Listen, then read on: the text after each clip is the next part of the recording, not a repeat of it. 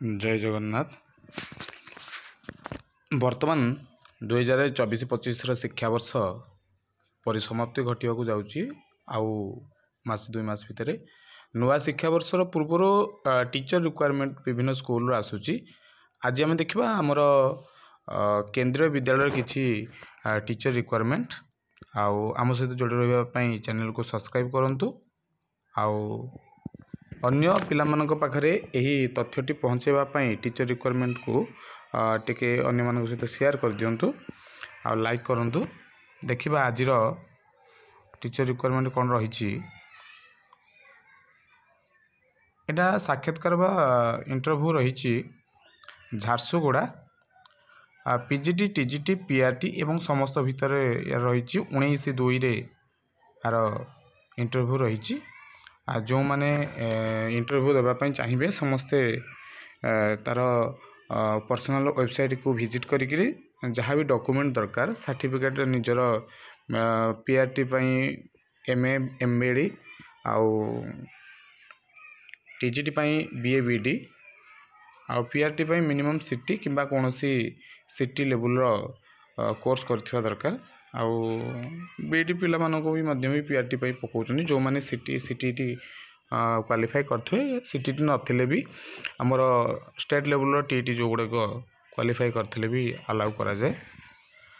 निज देखिबा परवर्ती इटा रही संबलपुर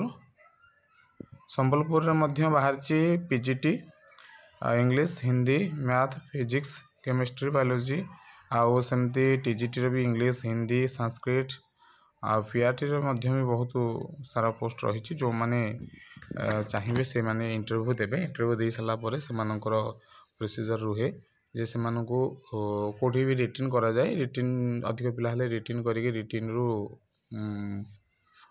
इंटरव्यू को क्वालिफाई करा जाए। कौन सी जगह भी मध्य डायरेक्ट इंटरव्यू देकरी क्वालिफाई कर दी जाती सर्टिफिकेट वेरिफिकेशन करती। सर्टिफिकेट वेरिफिकेशन पर जो मानकर सिलेक्शन हुए से कॉन्ट्रैक्चुअल भाव में पोस्टिंग करा जाए। पाखापाखि भल सैलरी रहे 20,000 रु ऊर्ध्व रुहे सब प्राय पीआरटी वाला 21,000 मिलूँ आउ टीजीटी वाला 26,000 रु अधिक पीजीटी वाला पाखापाखि 30,000 पाखापाखि अधिक रोथिबो।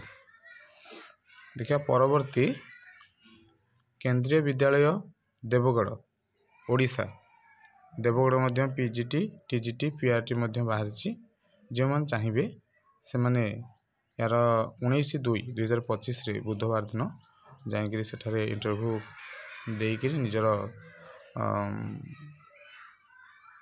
चाकरी स्थायित्व करें। पाखापाखि वर्षे रुहे जदि भी कौन ट्रांसफर केस रे आसती ताले से काढ़ी दि जाए किंतु एक्सपीरियंस सर्टिफिकेट भी मिले केंद्रीय विद्यालय आउ बहुत भल सैलरी मध्य रुहे।